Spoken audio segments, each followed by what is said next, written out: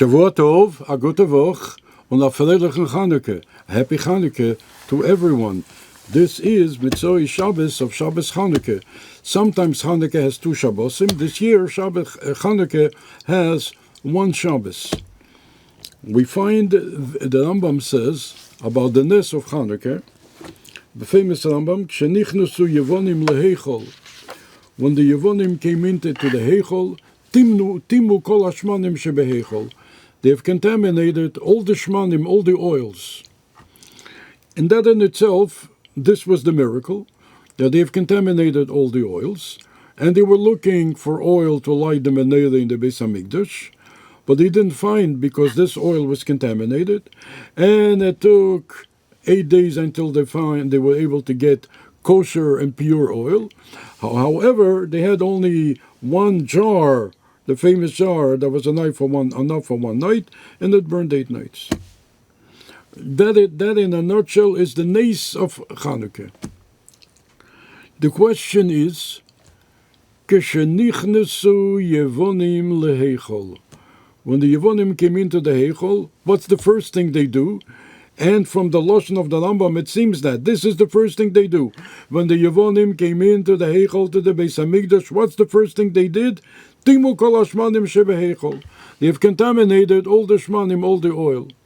One is going to ask a question. This is not what a terrorist does. A terrorist, number one, is this the first thing he would do when he came into the Beis HaMikdash? First thing he would do, he would break, he would do whatever he can to do damage. And when he sees oil, what would the terrorist do with a jar of oil? He would contaminate it. A terrorist would break the jar and spill the oil. He wouldn't contaminate the oil. So the Rebbe explains to us that we are dealing here with a different kind of terrorist. Not only a physical terrorist, and they were, Yamach Shimon v'Zichron, but you're also dealing here with a spiritual terrorist. They wanted to contaminate the oil so that the Jews would use this contaminated oil, and this contaminated oil, in their mind, would burn in the Beis HaMikdash, so they would bring in some of the treifa, the unpure light, into the Jewish home, into the Beis HaMikdash, into the Jewish homes.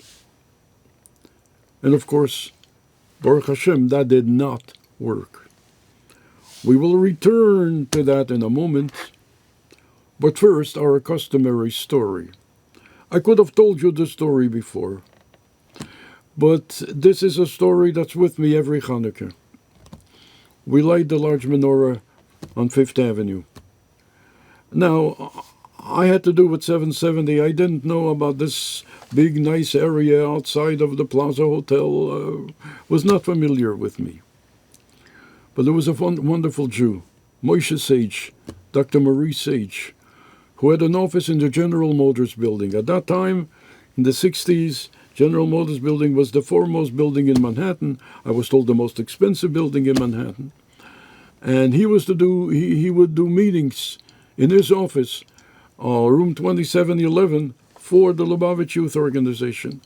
And whenever I would go down from his office, I would see this wonderful plaza, and it registered in my mind. And when there was a question where to put the world's largest menorah, we suggested to City Hall that this should be the place. The mayor was Mayor Beam, who had a connection with Chabad and Lubavitch, and Baruch Hashem were there since. And one of the things that's admired is the place on 5th Avenue and 59th Street, one of the most fashionable places in the city of New York. I remember the first year Rabbi Chodakov called, and he asked who was lighting the menorah. I told him this one, about that. The mayor was lighting the menorah, Mayor Beam, Senator Javits. Then he says, "On wasim mit Bob Abrams erzintech? Is Bob Abrams lighting the menorah?" After that, we said, like with a half a mouth, that we're looking for someone that represents at least the city of New York, citywide office, the controller of the city of New York who lit, of course, the state of New York. He was then the president of the borough of the Bronx, but he didn't represent the entire city. Rabbi Chodakov listened to what I said, even though it was with a half a mouth, and he only said a few words. Bob Abrams darf zünden. Bob Abrams should light. That's what he said. Now, we knew, it wasn't for sure, that if something that he himself initiates, it's not his own. It's generally not his own. It's the Rebbe's. If you ask him a question and he answers, then it's like this. He answers, so then he answers on his own, but then he covers himself and he tells the Rebbe what he answered. Because many times, or sometimes, he would call back and he would say, but we spoke yesterday and I said this and this. Actually, there's room to think just about the other way. And why is that? Because he told it to the Rebbe and the Rebbe told him what to do. However, it was known that if it's something that he initiates himself, you have to be very careful, because that could come from the Rebbe himself. To make a long story short, we got Bob Abrams to light the candle. 2 years later, Robert Abrams runs for Attorney General of the state of New York. And guess what? He wins. A few years after that, there were some Jews who probably had nothing better to do, who started a campaign. They even wrote to the Rebbe that in their opinion, having Menorahs on public property is against the principle of the division between state and religion. That you're not supposed to mix religion and state. And having a menorah on public property is mixing the definitions and the boundaries between church and state. And then nothing better to do, and they approached the Rebbe, and the Rebbe answered them. And in one of the letters that the Rebbe answered them, the Rebbe writes these words. Robert Abrams is the Attorney General of the state of New York, and he is the custodian of church and state in the state of New York, and he himself lit the menorah. So then we understood that Rabbi Chodakov called, and he asked the question, "Was is mit Bob Abrams? We understood where this question came from. This question came from the Rebbe, and the Rebbe saw in the future that Robert Abrams is going to be the Attorney General for the state of New York, and how important it is that he should light the menorah. Rabbi say, "Kishenichnesu yevonim leheichol timu kol hashmanim shebeheichol." Yes, you guessed right. These were not ordinary terrorists. Unfortunately, we Jews know what terrorism is, and we are suffering from terrorism. And we hope, every Jew hopes. Almighty God, who made miracles in the days of yore, in the days of the Chashmenoim, in the days of Hanukkah, will make miracles for us now, Bazman Hazeh. And our soldiers in Eretz Yisrael, in Gaza, in Gaza, are going to be very, very victorious. With godly success. We shouldn't have to open the news and get news that's not very good. We get only good news, that they are making an end to the war and an end to the terrorists. And Almighty God, who made miracles for us by Yom Mohim, will make miracles for us in a bigger fashion, Bizman Hazeh, in this season now. Before we get to Hanukkah, and Hanukkah has a special connection with Mashiach, as we're going to see.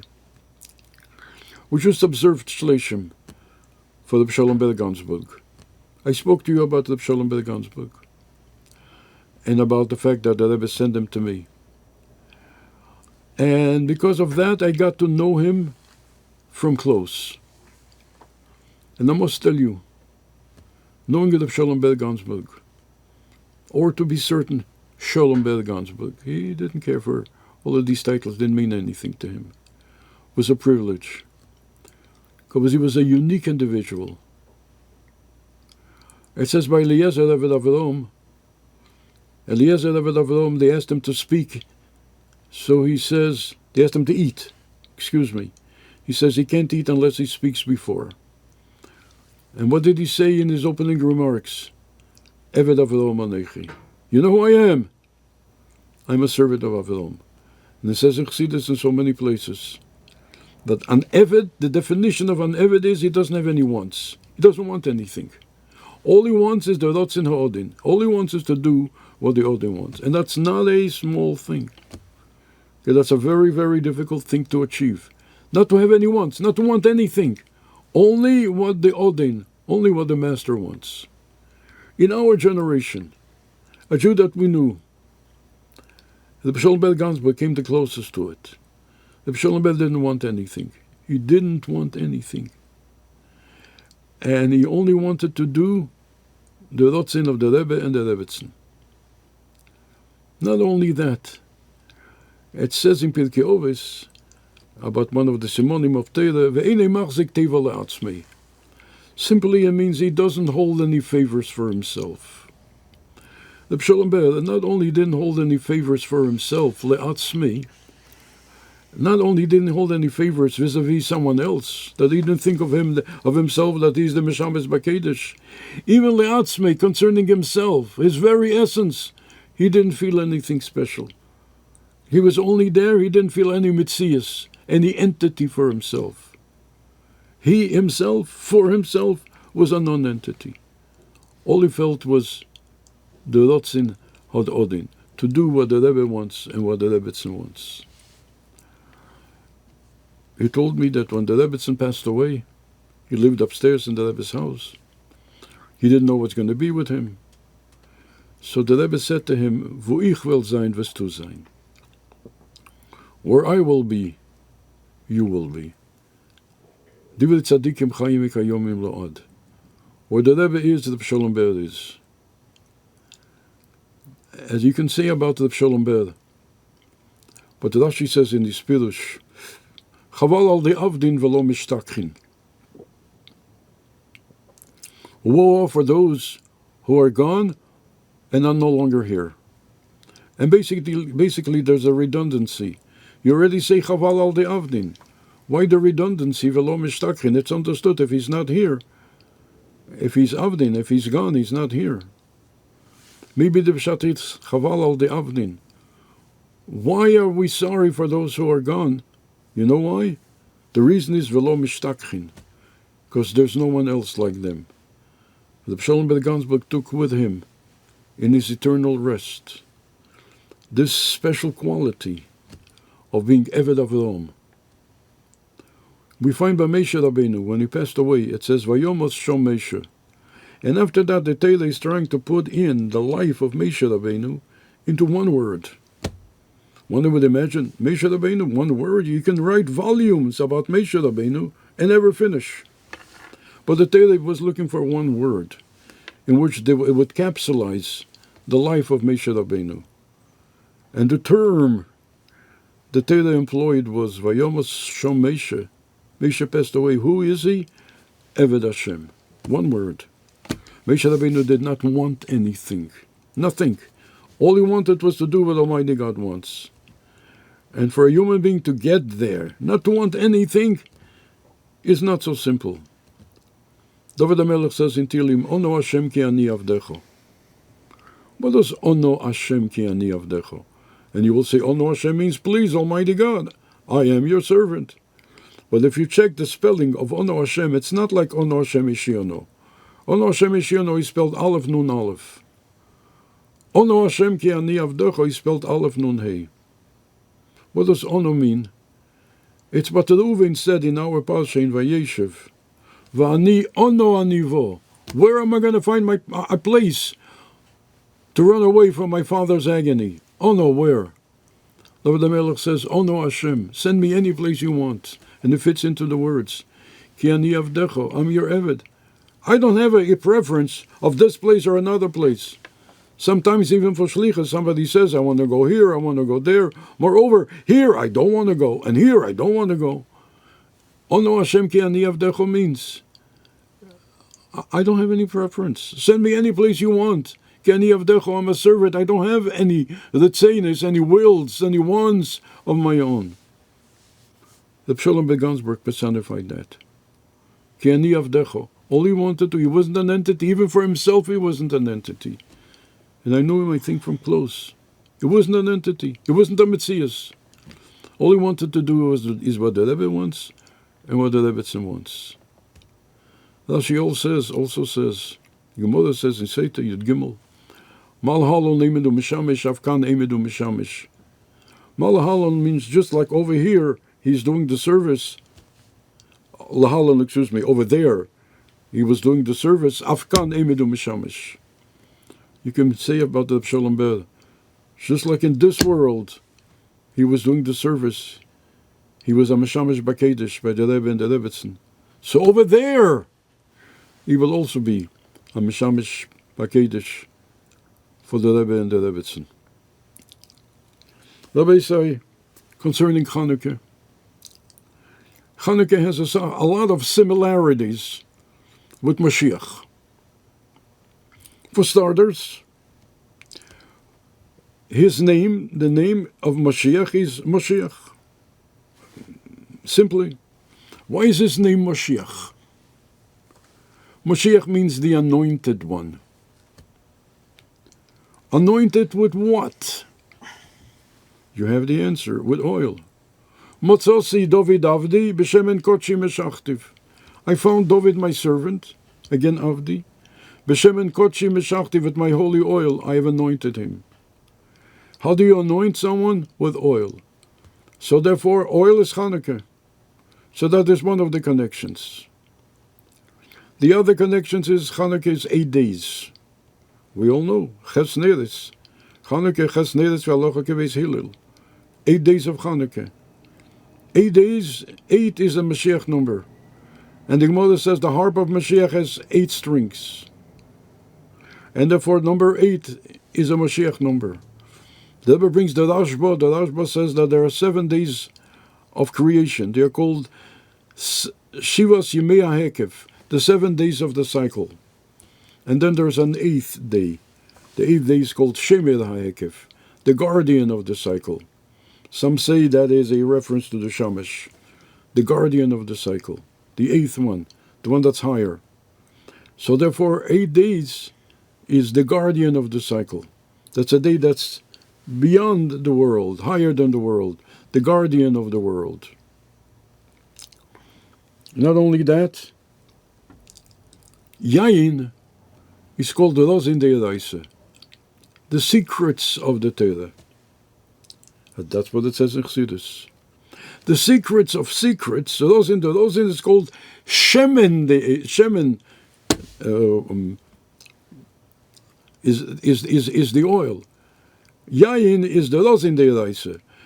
Shemen is the Rozin Deiraisa, the secret of secrets. And why is that? Because as much as the wine is within the grape, it's easy to get. You give a child a grape, all the child has to do is give a little squeeze. And what is going to come out is made of pliagofen, is wine. You give a child an olive, you can squeeze it. You can squeeze it yourself. You're not going to get oil out of it. You need a special production in order to get the oil out of the olive, which means that the wine within the grape is more accessible, is more open than the oil within the olive. The oil within the olive is the rosin. You're not going to get the oil unless a special process, and then you're going to get the oil out. So the rosin